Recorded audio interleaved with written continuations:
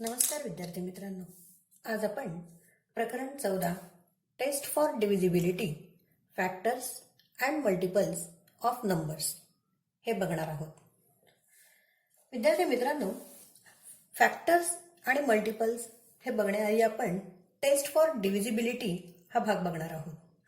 Taste for divisibility हे आपण 11व्या प्रकरणामध्ये पण बघितलं आहे. जेव्हा आपल्याला डिव्हिजन करायची होती त्यावेळेलाही आपण टेस्ट फॉर डिव्हिजिबिलिटी बघितलेली आहे. आज आपण 2 पासून ते 10 पर्यंत सर्व संख्यांच्या टेस्ट फॉर डिव्हिजिबिलिटी बघणार आहोत. म्हणजे काय तर कसोट्या बघणार आहोत आपण. 2 पासून ते 10 पर्यंतच्या अंकांच्या कसोट्या. म्हणजे कोणत्या संख्येला 2 ने भाग जातो, कोणत्या संख्येला 4 ने भाग जाऊ शकतो, कोणत्या संख्येला 10 ने भाग जाऊ शकतो, याला म्हणायचं त्या संख्यांच्या कसोट्या. इंग्लिशमध्ये त्याला म्हणतात टेस्ट फॉर डिव्हिजिबिलिटी. आता सलग आपण 2 ते 10 असं न बघता तुम्हाला लवकर समजावावं किंवा लवकर तो पॅटर्न लक्षात यावा यासाठी आपण या टेस्ट ज्या आहेत त्या काही विभागात ठेवलेल्या आहेत. म्हणजे प्रथम आपण 2, 4, 8 या टेस्ट बघणार आहोत. त्यानंतर आपण 3, 6, 9 याच्या टेस्ट बघणार आहोत. आणि नंतरचा पॅटर्न आहे तो 5, 10 या पद्धतीने आपण या डिव्हिजिबिलिटी टेस्ट बघणार आहोत. So let start test for divisibility by 2. प्रथम आपण 2 ची कसोटी बघणार आहोत. आता बघा इथे 0, 2, 4, 6, 8 in the unit place. These numbers are divisible by 2. म्हणजे ज्या अंकाच्या एकक स्थानी 0, 2, 4, 6, 8 हे युनिट प्लेसला येतात त्या संख्येला 2 ने पूर्ण भाग जातो. एक्झाम्पल आहे 340 युनिट प्लेसला आहे 0, 512 युनिट प्लेसला आहे 2, 1306 युनिट प्लेसला आहे 6. म्हणजे या सर्व संख्यांना 2 ने पूर्ण भाग जातो. ओके, मग आपल्याला या संख्यांची जी डिव्हिजिबिलिटी टेस्ट आहे किंवा या संख्यांना ज्या वेळेला आपण आता पुढे जे शिकणार आहोत फॅक्टर्स ते काढताना आपण डायरेक्ट यांचे फॅक्टर्स लिहू शकतो. त्यासाठी आपल्याला या टेस्ट शिकणं खूप गरजेचं आहे. त्यानंतर पुढची टेस्ट आहे टेस्ट फॉर डिव्हिजिबिलिटी बाय 4. आता कुठल्या संख्यांना 4 ने भाग जाऊ शकतो. ज्या वेळेला मुलांना संख्या मोठ्या मोठ्या दिलेल्या असतात त्यावेळेला आपण प्रत्येक वेळेला भाग देऊन बघू शकत नाही. म्हणून या टेस्ट फॉर डिव्हिजिबिलिटी आहेत त्यांचा आपण वापर करणार आहोत. आता 4 ची कसोटी बघताना त्याचं जे डेफिनेशन आहे किंवा कुठल्या संख्यांना भाग जातो त्यासाठी आहे the number form by the last 2 digits is divisible by 4 then the given number is divisible by 4. याचा अर्थ असा आहे की एखाद्या संख्येच्या शेवटच्या 2 डिजिटला लास्ट 2 डिजिट्स म्हणजे शेवटच्या 2 अंकांना जर 4 ने भाग गेला तर संपूर्ण संख्येला 4 ने भाग जातो.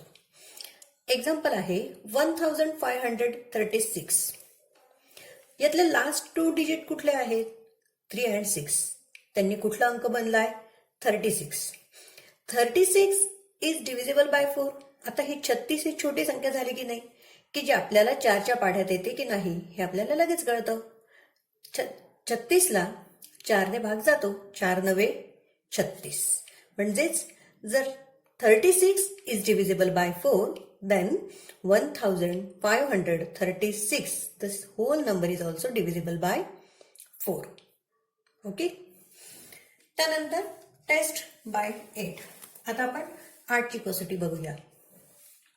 जसं आपण 4चं बघितलं सेम त्या पद्धतीने आहे the number form by last 3 digit.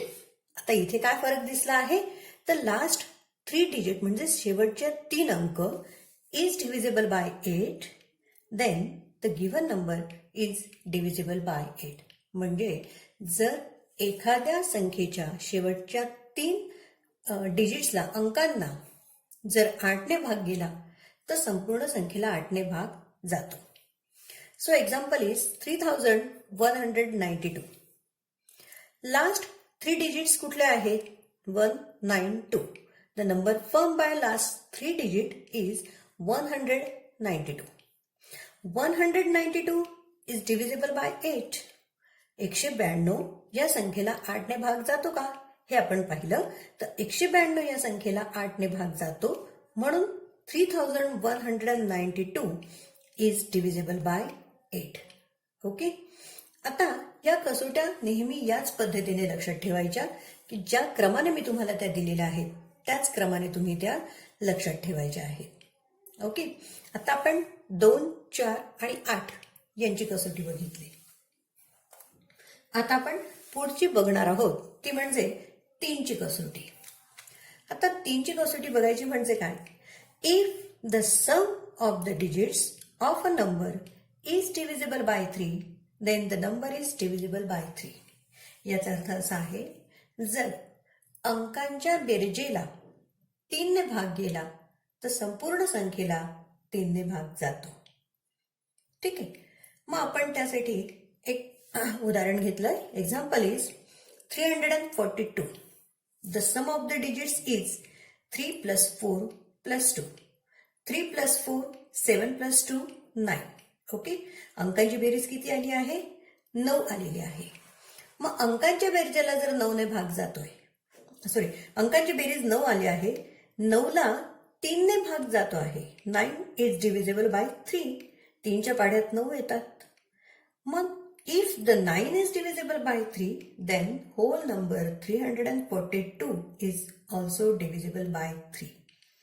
जर अंकांच्या बेरजेला 3 ने भाग जात आहे तर संपूर्ण संख्येला म्हणजेच 342 या संख्येला 3 ने भाग जातो. ओके. त्यानंतर पुढची कसोटी आपण बघणार आहोत 6 ची कसोटी. Test for divisibility by 6. आता आपण 6 ची कसोटी बघूया. If the number is divisible by 2 as well as 3 then that number is divisible by 6. म्हणजे एखाद्या संख्येला 2 त्याचप्रमाणे 3 या दोनही अंकांनी भाग जात असेल तर त्या संख्येला 6 ने भाग जातो. बघा, ज्यावेळेला आपण 6 ची फोड करतो किंवा 6 चे फॅक्टर्स घेतो तेव्हा ते 2 × 3 असेच होतात. बरोबर. 6 इज इक्वल टू 2 × 3. मग 6 ची कसोटी अशी असणार आहे की त्या संख्येला 2 नेही भाग गेला पाहिजे आणि त्या संख्येला 3 नेही भाग गेला पाहिजे. तर या दोन्ही अंकांनी जर त्या संख्येला भाग गेला तर 6 ने आपोआप भाग जाईल. ओके. मग आपण एक एक्झाम्पल घेतले आहे. 5346 इज अन इव्हन नंबर. आता ही जी संख्या आहे ही कुठली संख्या आहे? तर ही इव्हन नंबर आहे. बरोबर. इव्हन नंबर आहे आणि त्यामुळे या संख्येला 2 ने भाग जाणार, कारण आपण आत्ताच 2 ची कसोटी बघितली. The numbers 0 to 4, 6, 8 at the unit in the unit place, then these numbers are divisible by 2. So हा इव्हन नंबर आहे म्हणजे याला 2 ने भाग जातो. ओके. म्हणजे 2 ने भाग जातोय. आता बघायची 3 ची गोष्ट. आता या 3 ची कसोटीमध्ये आपण आत्ताच पाहिलं की जर अंकांच्या बेरजेला 3 ने भाग गेला तर संपूर्ण संख्येला 3 ने भाग जातो. If the sum of all the digits of a number is divisible by 3, then the whole number is divisible by 3. So therefore 5346 is an even number, so it is divisible by 2. Okay. Then the sum of the digit is 5 + 3 + 4 + 6 is equal to 18. 18 which is divisible by 3. म्हणजे आपण या सगळ्या अंकांची बेरीज केली तर ती किती येते? 5 + 3 + 4 + 6 ती येते 18. 18 या संख्येला 3 ने भाग जातो. 3 × 6 म्हणजे 18. मग 18 या संख्येला 3 ने भाग जातो म्हणजेच काय? तर 5346 इज डिव्हिजिबल बाय 6. 5346 लाही 6 ने भाग जातो. आलं लक्षात? म्हणजे 6 ने भाग जाण्यासाठी त्या संख्येला 2 नेही गेला पाहिजे, म्हणजेच काय की तो इव्हन नंबर पाहिजे. Okay. And as well as it is also multiple bye 3. त्या संख्येला त्या ठिकाणी तीनही त्याचे फॅक्टर्स असले पाहिजे. त्यानंतर आहे टेस्ट बाय 9. आता 9ची कसोटी ही 3च्या कसोटीप्रमाणेच आहे अगदी. ती आहे if the sum of the digits is divisible by 9 then the number is divisible by 9. जसं आपण 3चं बघितलं की संपूर्ण अंकांची बेरीज केली तर त्या बेरजेला जर 3ने भाग गेला तर सगळ्या संख्येला 3ने भाग जातो. याच पद्धतीने जर अंकांची बेरीज केली आणि त्या बेरजेला 9ने भाग गेला तर त्या संपूर्ण संख्येला 9ने भाग जातो. एक्झाम्पल आहे 1269. Okay, sum of all the digits is 1 + 2 + 6 + 9 is equal to 18. Right, 18 is divisible by 9. 18 ह्या संख्येला 9ने भाग जातो. So 1269 is also divisible by 9. त्यामुळे 1269 या संख्येलाही 9ने पूर्ण भाग जाईल. म्हणजे 3 आणि 9ची कसोटी सारखीच आहे, अंकांची बेरीज करायची आहे. 6 मध्येही आपल्याला सारखेपणा दिसतो की इव्हन नंबर असला आणि प्लस आपण 3ची कसोटी तिथे वापरली की त्या संख्येला 6ने भाग जातो. त्यामुळे आपण हे वेगवेगळ्या संख्यांचे असे ग्रुप केले की ज्यांच्या कसोट्यांमध्ये सारखेपणा आहे. आता आपण पुढची कसोटी बघणार आहोत, टेस्ट फॉर डिव्हिजिबिलिटी बाय 5. यामध्ये बघा मुलांनो, आपण जर 5चा एक टेबल लिहिला तर 5च्या पाढ्यामध्ये आपल्याला एक गोष्ट लक्षात येते, 5 + 10, 5 + 5 10. म्हणजे 5 2 जा 10, 5 3 जा 15, 5 4 जा 20, 5 5 जा 25, 5 6 जा 30, 5 7 जा 35, 40, 45 आणि 50. हा आपण 5चा पाढा लिहिला. या पाढ्यामध्ये जर आपण नीट निरीक्षण केले तर आपल्याला एक गोष्ट लक्षात येते की युनिट प्लेसला कसे अंक येतात, 0 5 0 5 0 5 0 5. राईट, म्हणजे युनिट प्लेसला जर 0 किंवा 5 हे अंक असतील तर त्या संख्येला 5ने भाग जाऊ शकतो. राईट, म्हणजेच कसोटी तयार होते, if the 0 or 5 occurs in the unit place then that number is divisible by 5. Okay, म्हणजे एकक स्थानी 0 किंवा 5 हे अंक असतील तर त्या संख्येला 5ने भाग जातो. तशीच आपण 10ची कसोटी बघणार आहोत, टेस्ट बाय 10. आता 10चाही जर आपण या पद्धतीने पाढा लिहिला तर बघा 10 20 30 40 50 60 70 80 90. राईट, आता इथे पण जर आपण युनिट प्लेसला विचार केला तर प्रत्येक युनिट प्लेसला काय आहे, 0 आहे. राईट, म्हणजे जर युनिट प्लेसला 0 असेल तर 10ने पूर्ण भाग जातो. ओके, म्हणजेच if 0 occurs in the unit place then that number is divisible by 10. म्हणजे जर युनिट प्लेसला 0 असेल तर त्या संख्येला 10ने भाग जातो. मुलांनो, या सर्व कसोट्या ज्या आपण आता बघितल्या त्या सर्व कसोट्या तुम्ही लक्षात ठेवायच्या आहेत, त्या वाचायच्या आहेत आणि वेगवेगळे नंबर घेऊन त्या टेस्ट पण करायच्या आहेत की या एखादी समजा टेस्ट फॉर डिव्हिजिबिलिटी बाय 6 असेल तर आपण कुठलाही एक अंक घ्या आणि त्या अंकाला 2ने 3ने भाग जातो का बघा. तो जर जात असेल तर 6ने भाग जातो का बघा.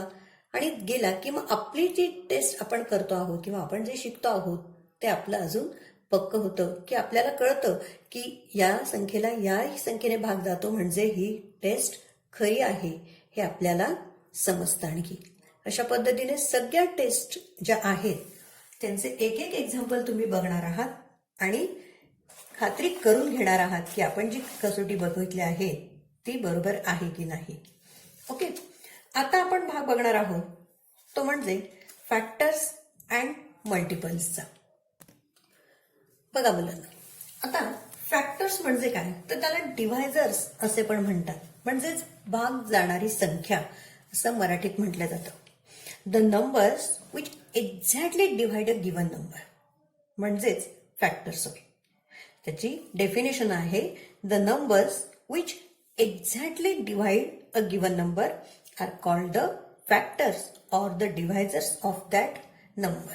म्हणजेच एखाद्या संख्येला जर दुसऱ्या एका संख्येने पूर्ण भाग जात असेल तर त्या संख्येला त्या दुसऱ्या संख्येचा फॅक्टर्स म्हणतात.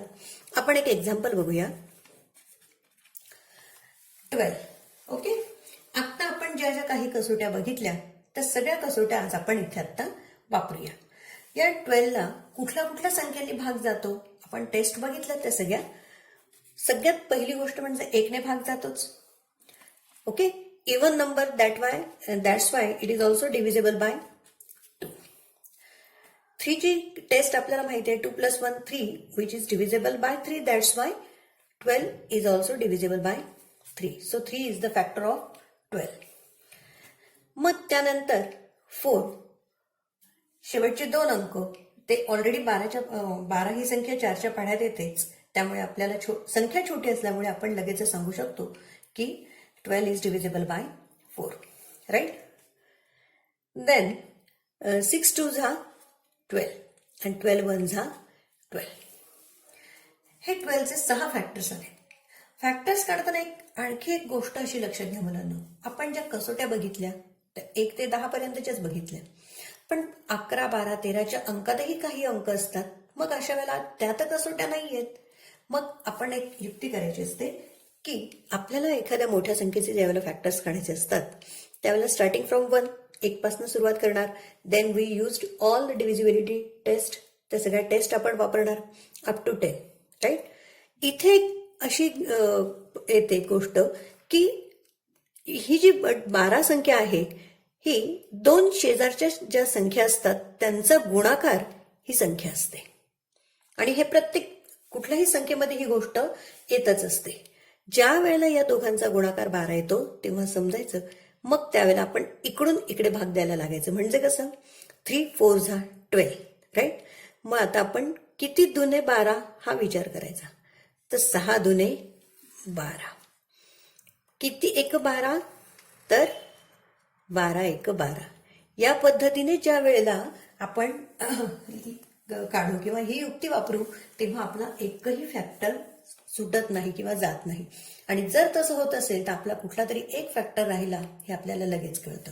तेव्हा नेहमी लक्षात घ्या हा पॅटर्न असाच असतो की शेजारचे 2 नंबर्सचा गुणाकार ही संख्या येते आणि त्यानंतर मग आपल्याला सोपं कसं जातं, आपल्याला सगळे पाढे म्हणायची गरज पडत नाही.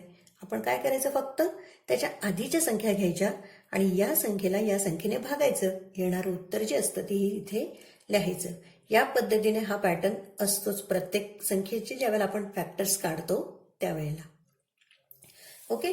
सो 12चे किती फॅक्टर्स आले तर 6 हे फॅक्टर्स आले. So these all numbers that means 1 2 3 4 6 12 exactly divide 12. Right. म्हणजे या सगळ्या संख्यांना ज्या आहेत या त्यांना 12ने त्या ठिकाणी 12ला या सगळ्या संख्यांनी भाग जातो आहे. बरोबर. आणि रिमाइंडर पण 0 असेल. बरोबर.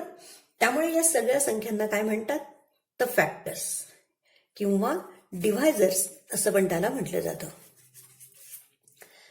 आता यात आणखी एक गोष्ट लक्षात घ्या. या फॅक्टर्समध्ये 1 number is neither a prime और नॉट कंपोजिट. बरोबर. एक ही संख्या प्राईम नंबर पण नाही आणि कंपोजिट पण नाही. याच्यातले 2 आणि 3 हे जे आहेत हे प्राईम नंबर्स आहेत. 2 आणि 3 काय आहेत, प्राईम नंबर्स आहेत. They are prime numbers, therefore they are said to be prime factors. ही गोष्ट लक्षात घ्या मुलांनो. 2 आणि 3 हे प्राईम नंबर्स आहेत. हे फॅक्टर्स तर आहेत but they are also prime numbers. That is why they are said to be prime factors. Okay. 4 हा काही प्राईम नंबर नाही म्हणून त्याला प्राईम फॅक्टर म्हणत नाही. 6 हा पण प्राईम नंबर नाही म्हणून तोही प्राईम फॅक्टर नाही. 12 पण नाही. So only 2 and 3 are the prime factors because they are prime numbers. So most important thing is prime numbers, they are said to be prime factors. जे प्राईम नंबर्स असतात त्यांना prime factors म्हटलं जातं. आणखी एक गोष्ट महत्वाची लक्षात घ्या याच्यामध्ये, एक ही संख्या प्राईम आणि कंपोजिट नाही म्हणून आपण ती घेतलेली नाही. 2 आणि 3 प्राईम फॅक्टर्स आहेत. ओके, आता या फॅक्टर्स मधला सगळ्यात स्मॉलेस्ट फॅक्टर्स कुठला आहे सांगा बरं. हे जे 6 फॅक्टर्स आहेत त्याच्यातला सगळ्यात स्मॉलेस्ट फॅक्टर कुठला आहे? 1. राईट. आणि सगळ्यात ग्रेटेस्ट फॅक्टर कुठला आहे? 12.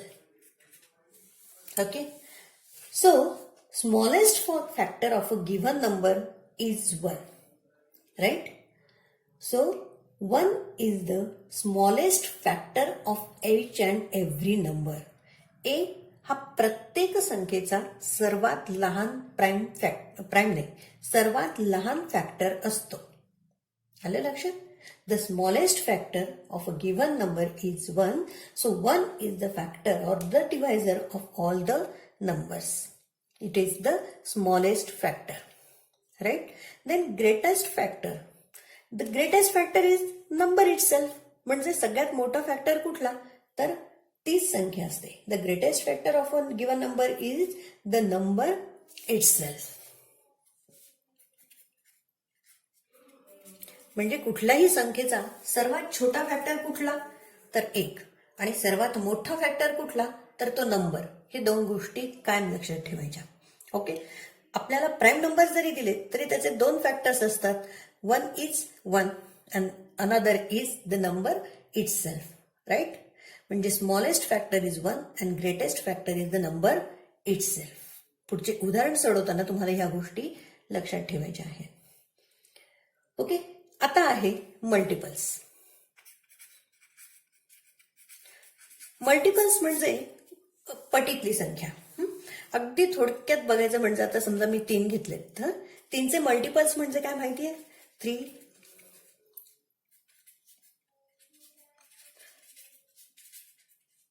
हे सगळे जे काही आहे संख्या, हे मी काय लिहिलं आता? हा 3चा पाढाच लिहिला की नाही? मग हे जे सगळे आहेत हे 3चे मल्टिपल्स आहेत. 3च्या पटीतल्या संख्या त्याला म्हणतात multiples.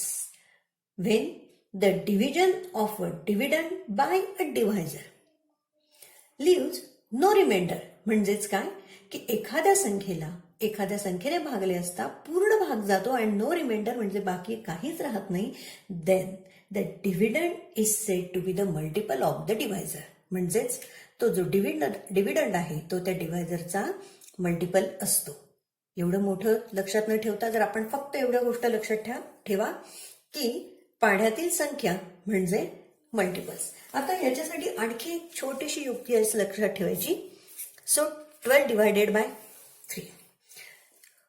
3 4s 12. There is no remainder. Right. याला काय म्हणतो आपण? तर याला म्हणतो आपण डिव्हिडंड आणि याला म्हणतो डिव्हायझर. राईट. हा डिव्हायझर म्हणजे काय? आत्ता आपण इथे बघितला. डिव्हायझर म्हणजेच काय? फॅक्टर. ही गोष्ट लक्षात ठेवा.